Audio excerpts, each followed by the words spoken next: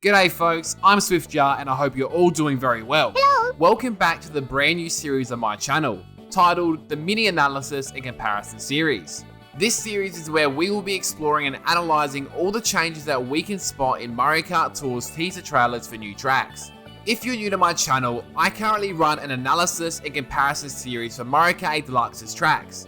These videos take an in-depth dive into the history of a track from the Mario Kart series and analyse all the changes it has experienced over the years. The miniature version series is intended to be a bite-sized analysis, simply outlining the very basics of the original course and more specifically provide details on all the new changes we can spot in the teaser trailer. The hope is that these miniature versions will eventually become full episodes later on. As per the title, today we're going to be exploring all the changes that we can spot in Tour's version of DK Mountain. If you would like to skip to a certain part of the video or be part of the giveaway at the end, please use the timestamps below. So grab some bananas and let's analyse this new volcanic masterpiece. DK Mountain debuted in Mario Kart Double Dash back in 2003 and is presented as the final track in the Star Cup. DK Mountain takes place in the middle of a jungle and across two active volcanoes. This track is simply a blast to play on, and I mean that literally. Players are shot out of a DK barrel cannon and fly up to the top of an active volcano, where they begin their descent back down the mountain. As you would expect from racing down a volcano, the track is dangerous and complex. It is host to several windy paths, tight turns, a bridge that has no ropes, descending boulders, and very bumpy terrain making drifting relatively challenging. This track is perfectly encapsulated by the cinematic rise toward the volcano, just after being shot from the barrel cannon. The descent down the mountain is just as beautiful. Once drivers reach the peak of the mountain, they can see the entire track from the top. It perfectly captures how big this mountain really is. I also love the minor details in this course. In particular, I really like how the trees and volcano have eyes. It really just adds character to this track. DK Mountain is returning to Mario Kart Tour next tour being the Animal Tour. Upon first glance, it is quite the overall glow up, which is fantastic to see. There are, however, some notable changes. Let's go ahead and start with the starting banner changes. In Mario Kart Tour, the starting banner remains very faithful to its design in Double Dash and Mario Kart Wii.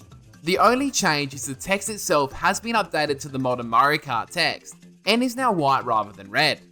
Moving to my favourite part of the track being the Donkey Kong barrel itself.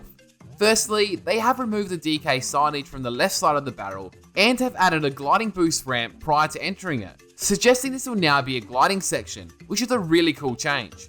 At the very start of this trailer, we can see that the Donkey Kong barrel signage design has slightly changed. It now appears that the sign simply reads DK Cannon at the top of the mountain. Looking slightly into the distance, we can see the volcano itself still appears to look like its angry self, donning its frowning eyebrows and a sad smile.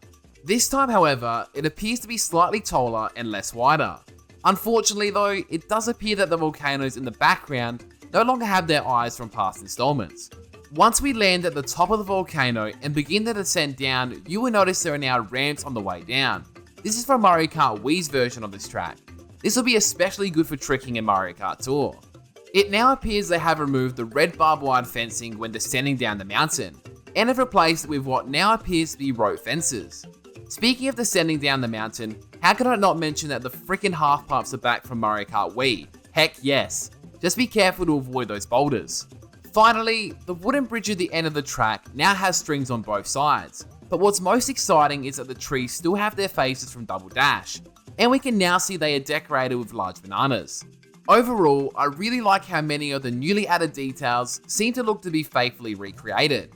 They've even kept the circular clouds coming from certain volcanoes in the distance from the original version.